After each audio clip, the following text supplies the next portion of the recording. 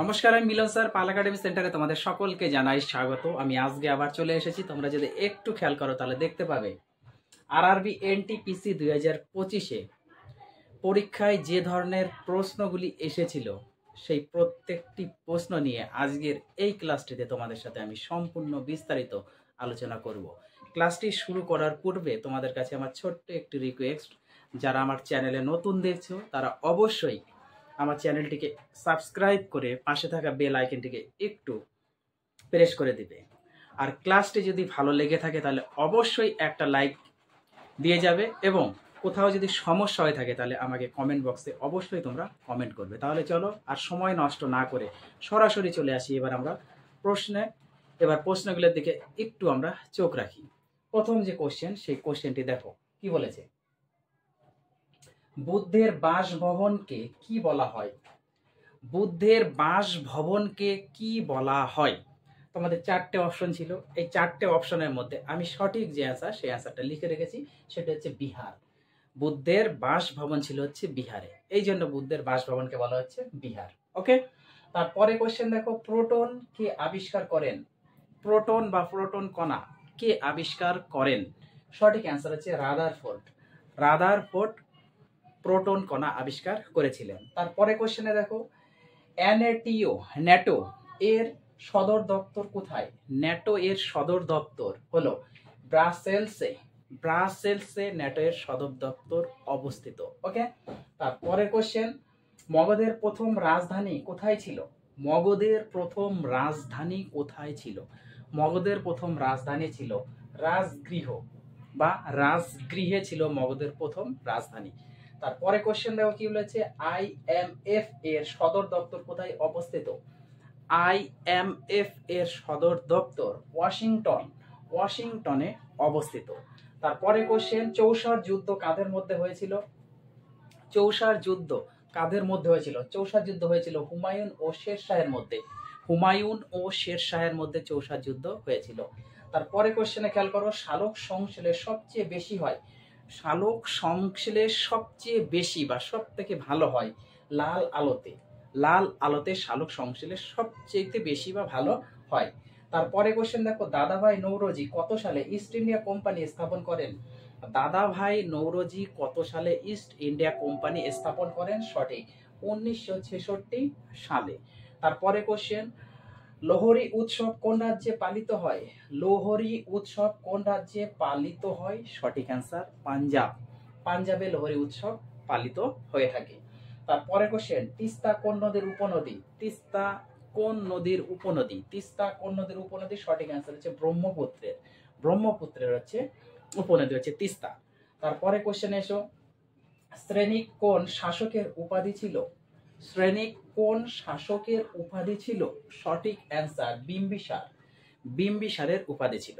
তারপরে কোশ্চেন, শ্বেত বিপ্লব কিসের সাথে সম্পর্কিত? শ্বেত বিপ্লব কিসের সাথে সম্পর্কিত? সঠিক অ্যান্সার দুধ উৎপাদন। দুধ উৎপাদনের সাথে শ্বেত বিপ্লব সম্পর্কিত। তারপরে কোশ্চেনে এসো, তীরন্দাজ বিশ্বকাপ 2025-এ ব্রোঞ্জ জিতেছে। তীরন্দাজ বিশ্বকাপ 2025-এ ব্রোঞ্জ জিতেছে পার্থর শালুকে।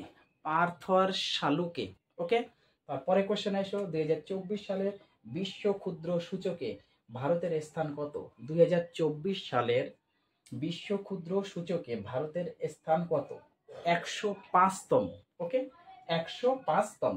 তারপরে কোশ্চেন দেখো, দক্ষিণ পশ্চিম এবং উত্তর পূর্ব মৌসুমী বায়ু থেকে দক্ষিণ পশ্চিম এবং উত্তর পূর্ব মৌসুমী বায়ু থেকে সবচেয়ে বেশি বৃষ্টিপাত হয়। সঠিক অ্যান্সার তামিলনাড়ু ও পুদুচেরিতে। তামিলনাড়ু ও পুদুচেরিতে দক্ষিণ পশ্চিম এবং উত্তর পূর্ব মৌসুমী বায়ু থেকে সবচেয়ে বেশি বৃষ্টিপাত হয়। তারপরে কোশ্চেন, 2019 সালে নাগরিকত্ব সংশোধন আইনে 2019 সালের নাগরিকত্ব সংশোধন আইন সিএএ তে কটি ধর্ম অন্তর্ভুক্ত? সিএএ তে কটি ধর্ম অন্তর্ভুক্ত? 6টি ধর্ম আছে 2019 সালের কিন্তু। তারপরে ব্রিটিশ শাসনকালে প্রথম পৌরসভা কখন শুরু হয়েছিল? ব্রিটিশ শাসনকালে প্রথম পৌরসভা কখন শুরু হয়েছিল? সঠিক অ্যান্সার 1688 সালে। 1688 সালে। তারপরে কোশ্চেন, কোন প্রবন্ধে রাষ্ট্রীয় নীতির নির্দেশিকা নীতি প্রয়োগের কথা উল্লেখ করা আছে।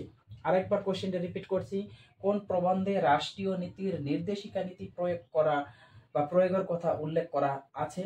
সঠিক অ্যান্সার 37 নং ধারাতে, 37 নম্বর ধারাতে সংবিধানের। তারপরে কোশ্চেন দেখো, অস্মিতা ঋণ প্রকল্প কোন ব্যাংক কর্তৃক চালু করা একটি বিশেষ ঋণ প্রকল্প? অস্মিতা ঋণ প্রকল্প কোন ব্যাংক কর্তৃক চালু করা একটি বিশেষ ঋণ প্রকল্প? সঠিক answer SBI, state bank of India.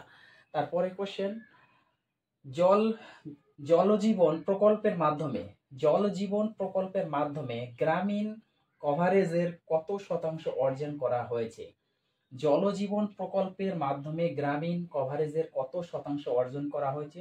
সঠিক অ্যান্সার 79.74, 79.74%।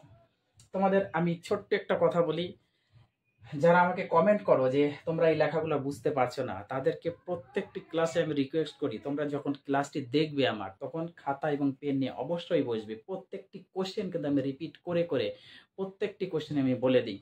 তোমরা একটু ভিডিওগুলি স্কিপ করে সুন্দরভাবে খাতাতে লিখে নেবে, আগে লিখে তারপরে পড়াশোনা করবে। ওকে, তারপরে কোশ্চেনে দেখো কি বলেছে। কেন্দ্রীয় ক্রীড়ামন্ত্রী মনসুখ মান্ডাভিয়া কর্তৃক মার্চ 2025-এ ভারতের অলিম্পিক প্রস্তুতি নিয়ে 2 দিনের চিন্তন শিবিরের আয়োজন কোথায় করা হয়েছিল? সঠিক অ্যান্সার হায়দ্রাবাদে। আরেকবার কোশ্চেনটি রিপিট করছি, কেন্দ্রীয় ক্রীড়ামন্ত্রী মনসুখ মান্ডাভিয়া কর্তৃক মার্চ 2025-এ ভারতের অলিম্পিক প্রস্তুতি নিয়ে 2 দিনের চিন্তন শিবিরের আয়োজন কোথায় করা হয়েছিল? সঠিক অ্যান্সার হায়দ্রাবাদে। তারপরে কোশ্চেন দেখো, 106তম সাংবিধানিক সংশোধনী আইন 2023-এর অধীনে লোকসভা এবং রাজ্য বিধানসভায় মহিলাদের কত শতাংশ সংরক্ষণ দেওয়া হয়েছে? 33%, 33% সংরক্ষণ দেওয়া হয়েছে মহিলাদের। তারপরে কোশ্চেন, EMRS কোন সালে প্রতিষ্ঠিত হয়েছিল? EMRS কোন সালে প্রতিষ্ঠিত হয়েছিল? সঠিক অ্যান্সার 1997 থেকে 1998 সালের মধ্যে। তারপরে কোশ্চেন, কোন জোটটি সঠিকভাবে মিলেছে? তোমাদের 4টে অপশন দেওয়া আছে এখানে। HF হাইড্রোজেন ফ্লোরাইড দুর্বল ক্ষার, শুধু বলছে ফ্লোরিন দুর্বল ক্ষার, তারপরে বলছে HF শক্তিশালী অ্যাসিড, না HF দুর্বল অ্যাসিড। কোন জোটটি সঠিকভাবে মিলেছে? এই 4টে অপশনের সঠিক অ্যান্সার হচ্ছে HF শক্তিশালী অ্যাসিড। হাইড্রোজেন ফ্লোরাইড হলো একটি শক্তিশালী অ্যাসিড। আমি যদি এই কোশ্চেনটি সরাসরি লিখে দিতাম তাহলে অনেকে বুঝতে পারতো না, এই জন্য এখানে অপশনগুলো আমি একটু তুলে ধরেছি এই কোশ্চেনের।